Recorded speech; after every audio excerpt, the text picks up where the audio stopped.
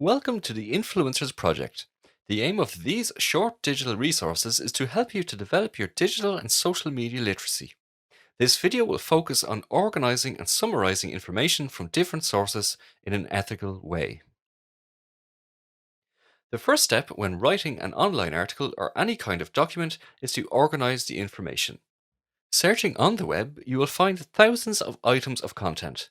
How can you organize them easily for your articles and posts?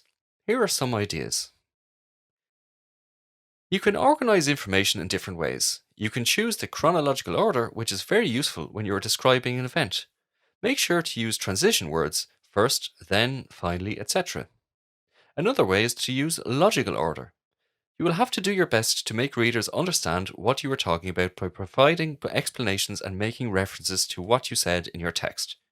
The spatial order refers to the description of a scene as things are arranged in a physical space. The random order allows you to order your ideas based on whim and whimsy more than any specific or logical progression. Finally, the climatic order is when you keep the most important or exciting point until the end of the piece.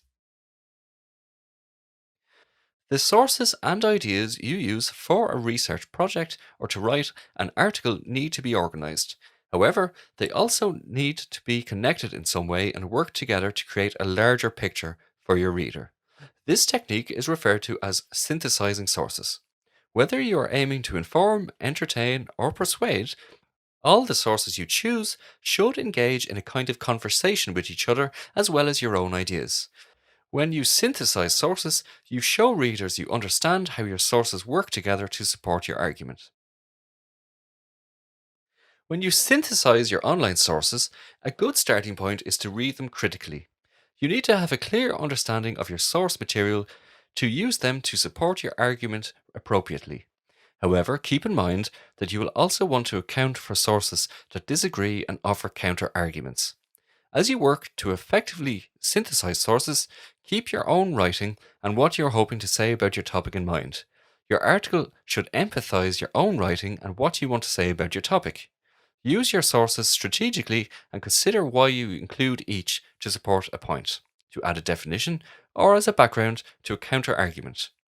Knowing the purpose each source serves will help you connect the sources together. When summarizing information you find on the web, you should keep a format for your article or post. When writing a summary, remember that it should be in the form of a paragraph. First of all, you should keep in mind that your text should start with an introductory sentence presenting the topic you focus on. Make sure you use your own words and state clearly the purpose and core of your text. You will also need to copy word for word 3 separate passages from the sources that you think support and defend the main point of your article. Don't forget to cite each passage by first signaling the word and the author. Put quotation marks around the passage you choose.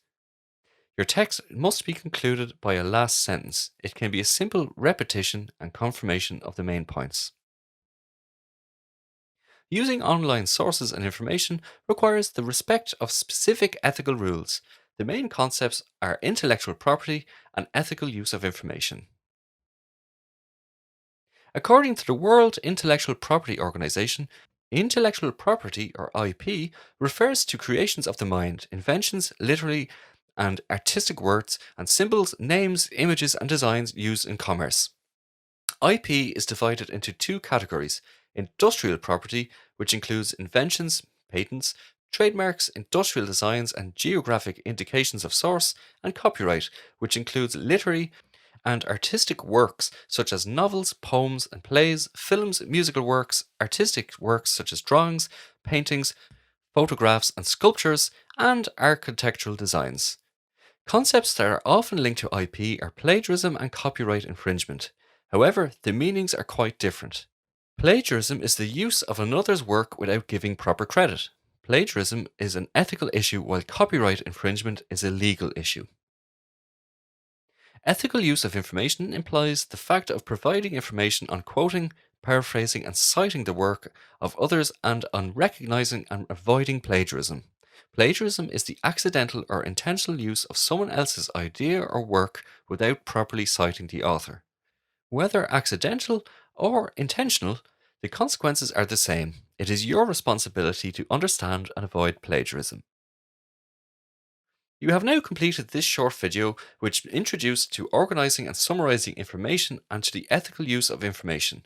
For more resources that will help you to develop your digital and social media literacy, please visit the Influencers Project website at www.influencersproject.eu.